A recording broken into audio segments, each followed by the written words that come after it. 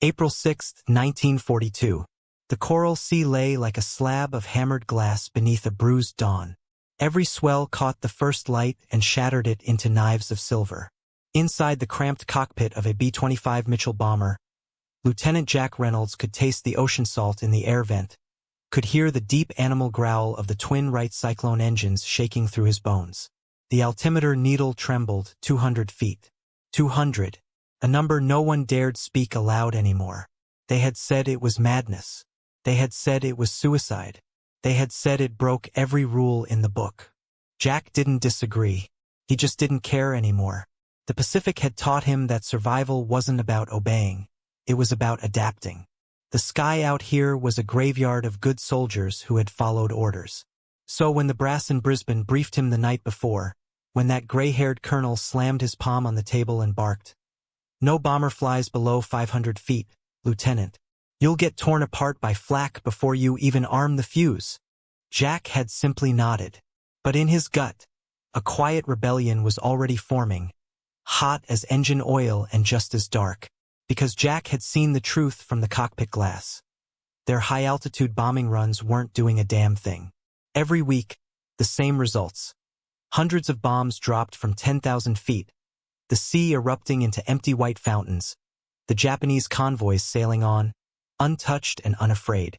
The Pacific War was being fought by ghosts, invisible men dropping invisible vengeance that never landed. And Jack was done being a ghost. The bomber trembled as it cut through a layer of mist. Below, the sea was close enough that he could see the foam peeling from wave crests, like torn paper. His co-pilot, Lieutenant Moore, shot him a look, a mixture of fear and disbelief. "You sure about this, Jack?" Jack's eyes stayed forward. "We'll find out." They had stripped the Mitchell down for speed. No top turret, no extra armor. Just two 500-pounders nestled in the belly like sleeping lions. The bombs were fused short, they'd detonate almost on impact. That was part of the danger. One bad angle, one mistimed release, and the blast could swallow them whole. But Jack's mind was already past fear. He was thinking about the merchant convoy ahead, creeping like beetles across the horizon. 6 ships, maybe 7. All vital to Japan's supply line between La and Rabaul. He adjusted the throttle slightly. The altimeter shivered again. 200 feet. That number echoed like a dare. The irony was thick as the morning air. The Americans had come to the Pacific with the arrogance of altitude. Bombers were meant to fly high, safe, detached. Precision from above, untouchable by mortal men. But the Pacific didn't care for theory. Its storms tore through engines, its islands chewed through metal, and its enemy, the Japanese, had built defenses made for gods, not devils. They expected attacks from heaven. They never looked down at the demons rising from the sea. Jack's squadron mates called him Lowball. The nickname started as a joke after one training run where he'd buzzed a coral reef so low his landing gear came back dripping with salt water. But when word spread that he intended to fly combat missions at that height, laughter turned to outrage. "You'll get us all killed. You think you're some kind of hero? You drop that low and they'll swat you like a mosquito." Jack didn't respond. He wasn't a hero. He was desperate. Each mission report came back the same: bombs missed, ships escaped, morale sinking. Even the proud crews of the flying fortresses were whispering doubts now. The Pacific sky felt endless, yet every mile brought only more futility. Jack had studied the Japanese gunners. He'd seen how their anti-aircraft fire arced upward, layers of steel meant for planes miles above. But what if, just what if, you flew beneath the arc? Beneath their sight lines, beneath their expectations? The thought gnawed at him for weeks, until it became a fever. That fever was now roaring at 200 feet. The radio hissed. A voice crackled through. "Eagle 4, you're dropping altitude too fast. Confirm altitude." Jack pressed the transmit button, eyes locked on the ocean ahead. "Eagle 4 copies. Altimeter malfunction." He lied with the calm of a man whose decision was already made. "Roger that, Eagle 4. Maintain course. Maintain course." He almost smiled. If only they knew. Ahead, the first Japanese freighter emerged through the haze. It was massive. A floating city of steel and smoke, black with cargo, its deck crawling with figures. Anti-aircraft guns swiveled lazily toward the sky, scanning for invisible bombers far above. They never looked low. They never looked at him. Jack's heart thudded in his throat. Moore gripped the controls. "Jesus, Jack. We're right on the deck." "I know," Jack said. "That's the point." He could see the ship's wake now, white trails slicing through the dark water. He adjusted his approach vector. The bomb toggles gleamed beneath his hand, trembling slightly. His thumb brushed the switch. 500 yards. 400. 3. Tracer fire erupted. Not above, but through the mist, wild and panicked. The enemy finally saw them, but their angles were wrong. The shells tore the sky where they should have been, not where they were. "Now!" Moore yelled. Jack released. 2 bombs tumbled from the belly and struck the sea. But instead of sinking, they skipped, just like stones, glancing across the surface twice before slamming into the freighter's hull. For one heartbeat, nothing. Then, a light, a sound like the end of the world. A shockwave tore through the cockpit, rattling their bones, throwing the bomber sideways. Moore screamed, "We hit it! We!" The radio exploded in static as the freighter blossomed into fire, orange and black and alive, the sea boiling beneath it. Jack yanked the throttle. The plane screamed upward, the ocean clawing at its tail. Behind them, smoke spiraled skyward like a signal to the gods. Back at base, the officers were silent. The mission log simply read, "Unauthorized low-level strike. 1 confirmed ship destroyed. Crew unharmed." The colonel's hand shook as he read it. 200 feet, he muttered. "That's not flying. That's swimming." Jack stood at attention, silent. He could still feel the tremor of the explosion in his bones. The colonel's glare could have cut glass. "You disobeyed a direct order, Lieutenant." "Yes, sir." "You risked your aircraft and your crew." "Yes, sir." The colonel's eyes softened just slightly. "And you just changed the war." That night, the men drank in silence. No cheers, no speeches. Just the crackle of a campfire and the distant hum of the sea. Jack stared at the stars, the same stars that had watched him defy death 12 hours earlier. He thought of how close he'd come to vanishing into the Pacific, how one wrong gust could have erased them. But he also thought of that freighter burning, sinking, broken. For the first time, Japan's lifeline had snapped. They would call it reckless. They would call it forbidden. But in 3 days, it would turn into a doctrine. And in 3 months, it would turn the tide. 2 weeks later, the Pacific had changed color. The sea that once shimmered calm and endless now felt like it was holding its breath. As if it, too, sensed the shift in the air. Lieutenant Jack Reynolds didn't know it yet, but his forbidden 200-foot run had started to echo through the Pacific like a rumor.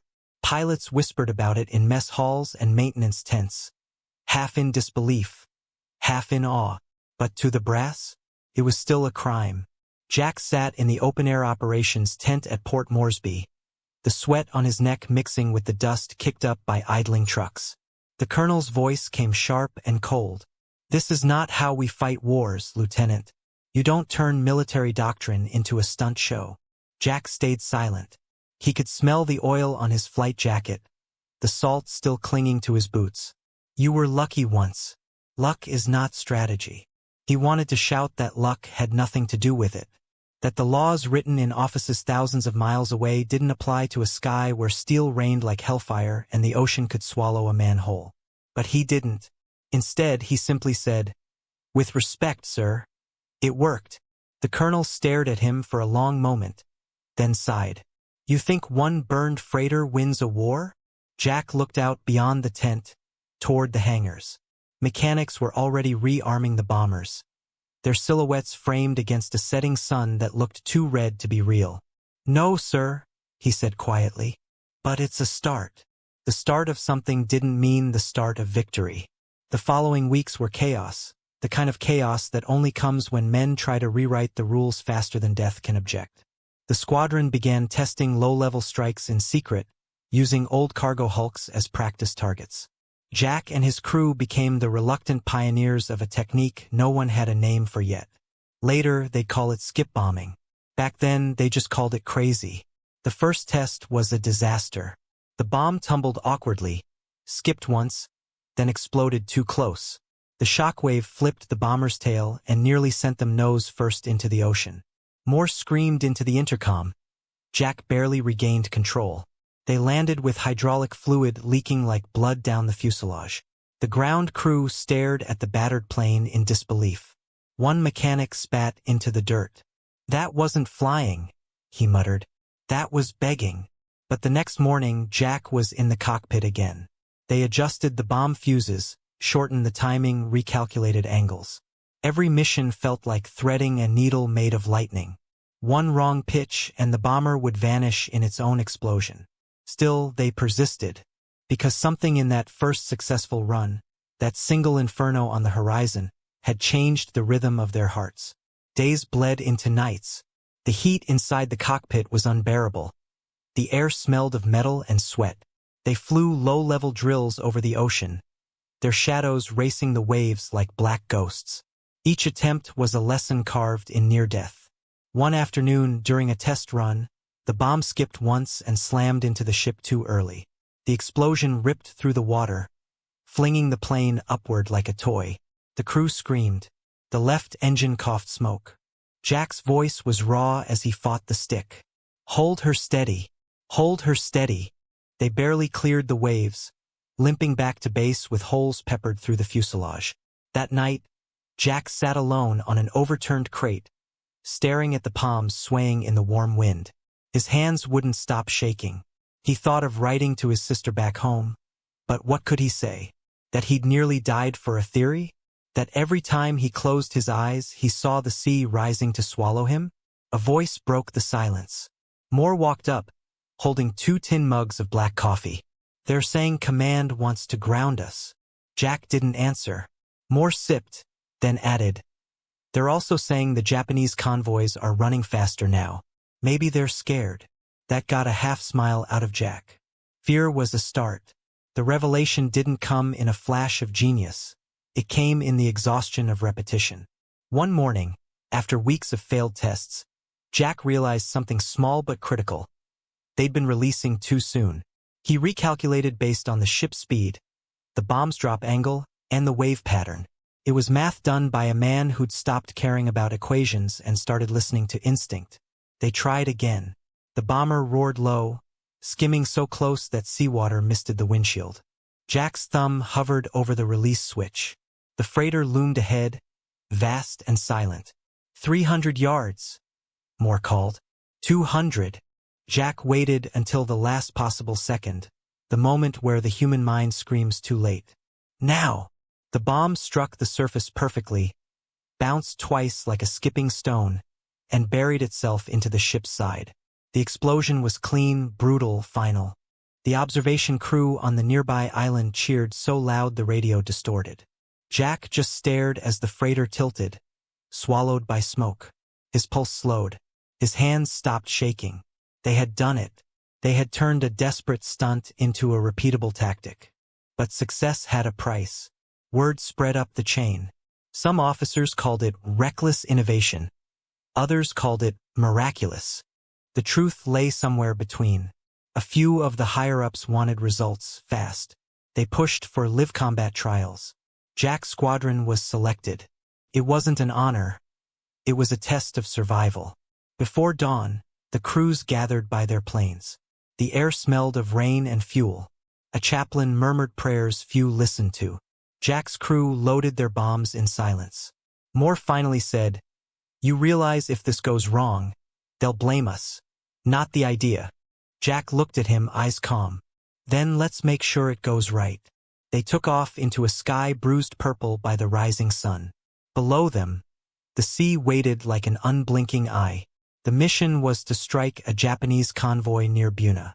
It was heavily escorted, destroyers, transports, and a patrol plane circling above like a hawk. At 200 feet, they were invisible to radar but painfully visible to the ocean. The roar of engines echoed off the waves. Japanese gunners spotted them too late. The air erupted in tracers. Red, white, yellow, streaking past like fireflies from hell.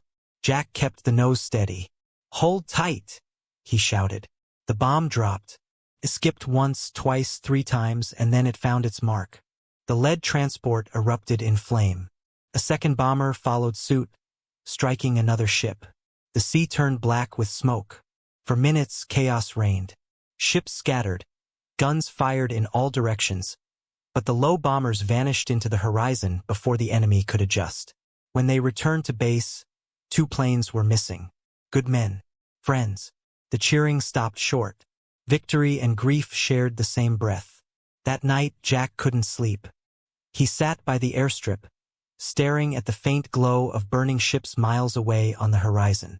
They'd won the battle, but he could still hear the echo of his friends' laughter in the ready room. Men who'd believed in him enough to follow into hell. He whispered to the night, "It works, but what does it cost?" The Pacific answered with silence. The next morning, the colonel himself came down to the flight line. His expression was unreadable. 3 ships destroyed, 2 lost. You realize what that means? Jack nodded slowly. It means it's possible. The colonel looked at him for a long moment, then said quietly, "It also means it's war." The forbidden tactic had crossed the line from rumor to reality. And somewhere deep inside, Jack knew. The storm he'd started couldn't be contained. He'd found the weakness in Japan's armor, but to use it, he'd have to break every rule written by men who'd never flown that low. The morning of March 3, 1943, began like a painting, the kind you'd find on a postcard from paradise. The Bismarck Sea shimmered in sheets of gold and blue, the horizon soft as silk. But beneath that beauty, hundreds of men were preparing to tear the world apart. Lieutenant Jack Reynolds stood by the wing of his bomber, staring at the ocean's calmness as though it were mocking him. Somewhere out there, near New Guinea, a Japanese convoy was crawling through those waters, 8 transports and 8 destroyers. Their decks were packed with soldiers, ammunition, and oil drums bound for the front. If those ships reached their destination, Allied troops would be crushed. If they didn't, Japan's advance in the South Pacific would die in the water.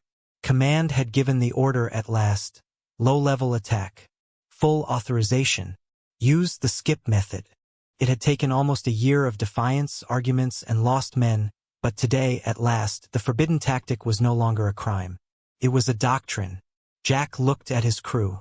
Moore adjusted his oxygen mask. The tail gunner whispered something that sounded like a prayer. Every man wore the same haunted determination. Not the courage of heroes, but the quiet acceptance of men who knew they were writing history with their lives.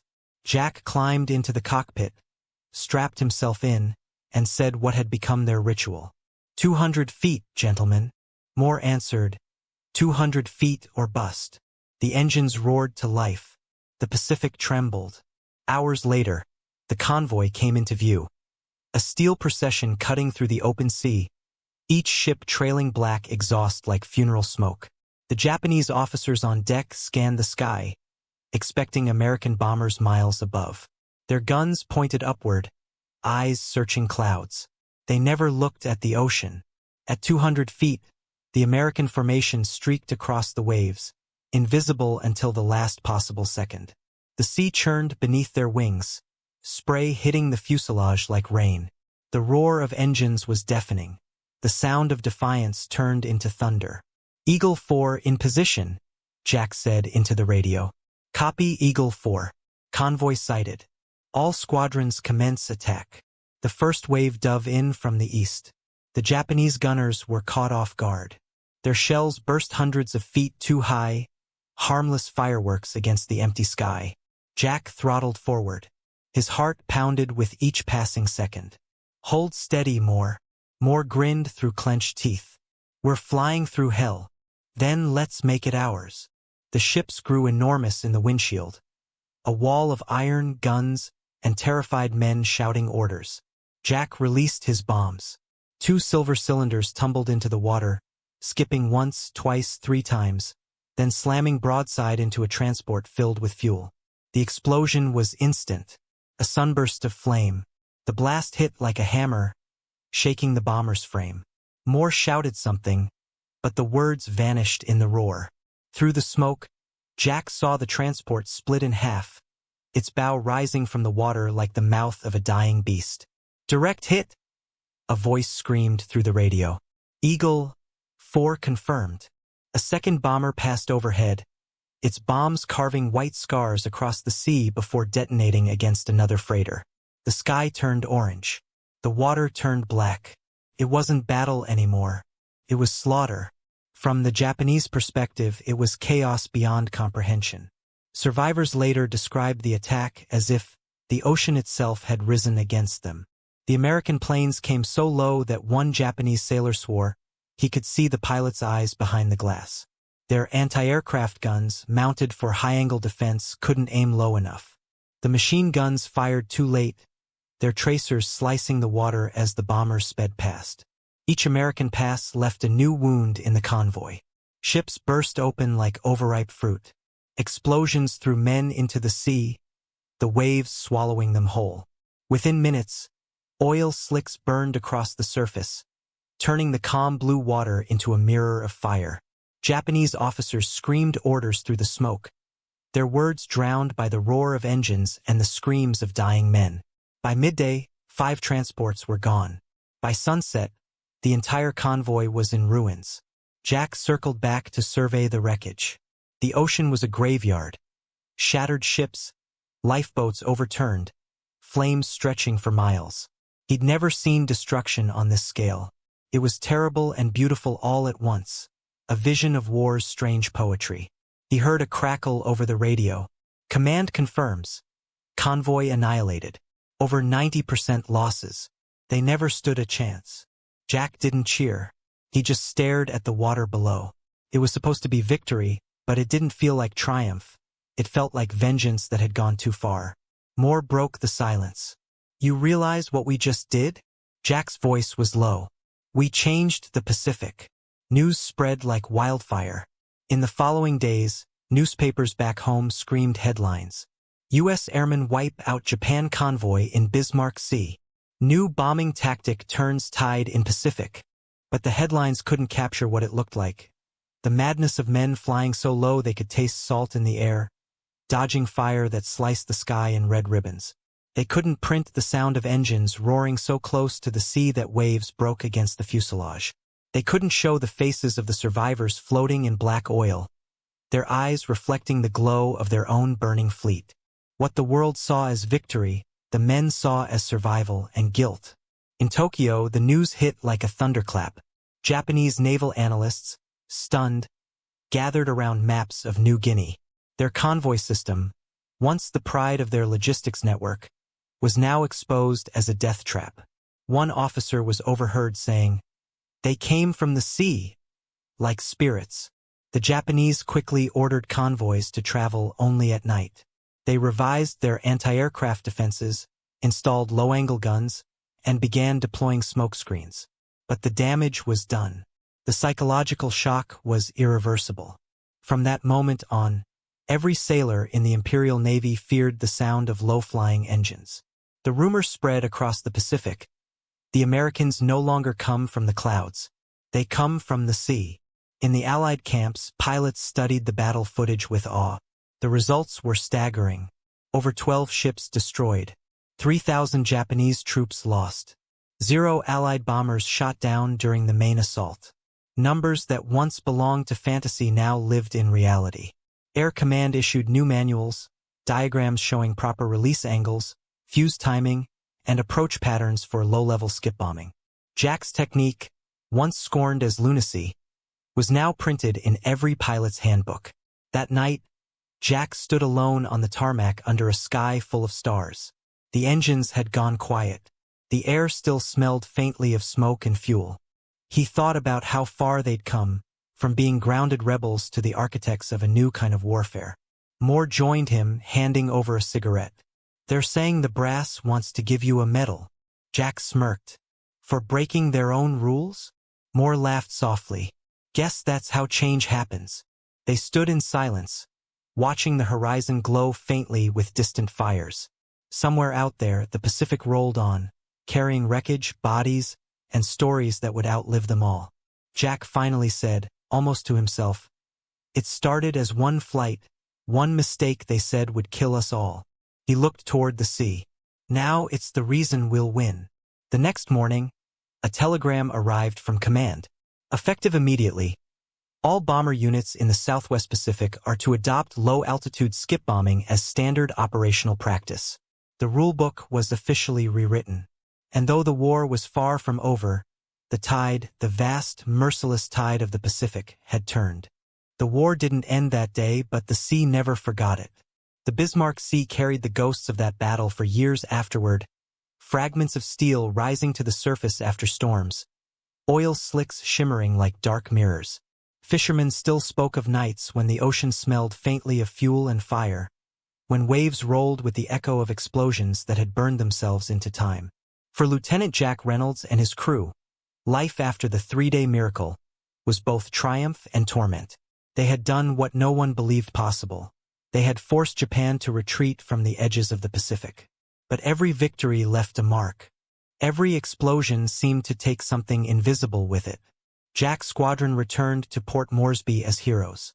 Reporters flooded the airfield, cameras flashing as the men stepped off their planes, faces smeared with oil and salt. The brass, the same officers who once called him reckless, now lined up to shake his hand. The colonel who had threatened him with court-martial weeks earlier removed his cap and said quietly, "You saved us months of war." Jack just nodded. His hands were trembling, though he hid them in his flight jacket. He didn't feel saved. That night, as the men celebrated in the officers' club, Jack sat alone at the far end of the bar. Laughter roared around him. Clinking glasses, off-key songs, the kind of manic joy that only comes when death has passed you by. But his mind was somewhere else, back over the Bismarck, where he'd seen ships burning, men jumping, water boiling. Moore slid into the seat beside him, drink in hand. "You should be smiling," he said softly. "They're calling you a legend."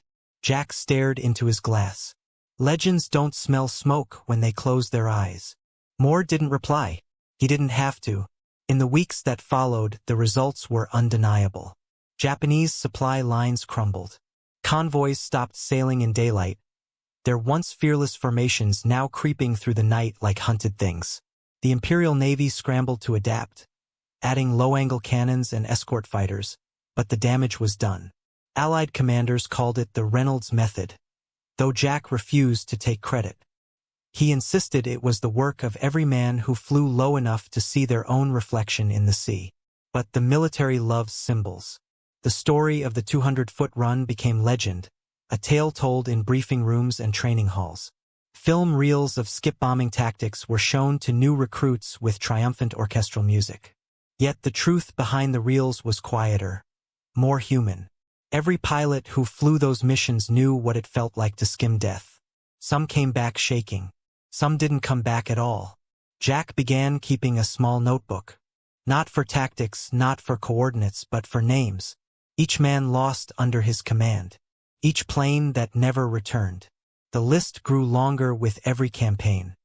He wrote one sentence at the top of every page. Low flight changes a man.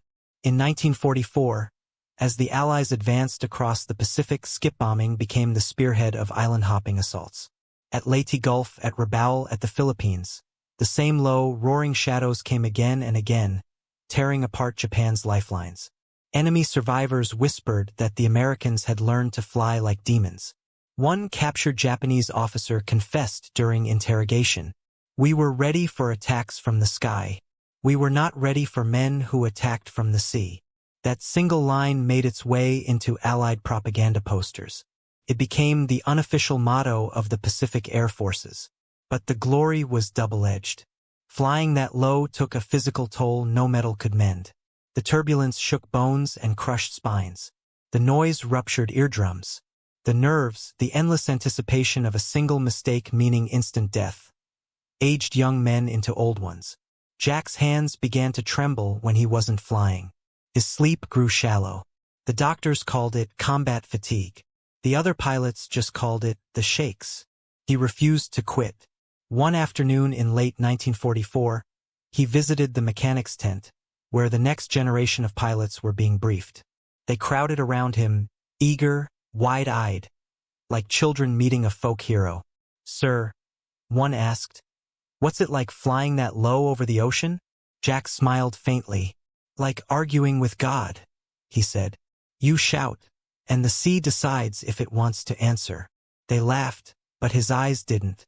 He watched them take off later that day, their bombers gleaming in the sunlight. They were young, too young. He wondered if they understood that courage and survival weren't the same thing. That night, he wrote another line in his notebook. "Every rule we broke saved a life. Every life saved cost a piece of someone else." By the time Japan surrendered in 1945, the low-level bombers had crippled nearly half of Japan's shipping fleet. The Pacific routes, once the arteries of an empire, were now graveyards of rusted hulls.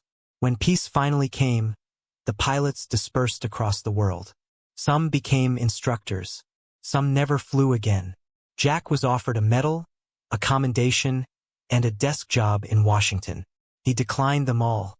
He returned home to a small town in Iowa, where the horizon was flat and the sky, for once, didn't smell of salt or death. But peace felt foreign. Neighbors greeted him as a hero. The mayor gave speeches. Children asked if he'd ever shot down a Zero. He smiled for the cameras, but when the flashbulbs went off, all he saw was the orange bloom of fire on the sea. At night, he'd walk to the edge of the nearby river and listen to the water move. Slow, calm, innocent. Sometimes he'd imagine the roar of engines in the distance, the echo of a time when every heartbeat felt borrowed. He never married. He never spoke about the war, not really. But every year on March 3rd, he'd take out his notebook, read the names, and sit in silence. In 1957, a young journalist tracked him down for an interview. She asked, "Lieutenant Reynolds, what made you fly at 200 feet when everyone said it was impossible?" Jack looked out the window, the afternoon light catching the faint scars on his hands. "It wasn't courage," he said. "It was necessity. The men who followed me, they were the brave ones. I just wanted to hit the damn target." She smiled. "You changed history." He shook his head. "No, the war changed history. I just changed altitude." Years later, when military historians wrote about the Battle of the Bismarck Sea, they called it the moment the Pacific turned. They wrote of innovation, bravery, and the genius of low-altitude tactics.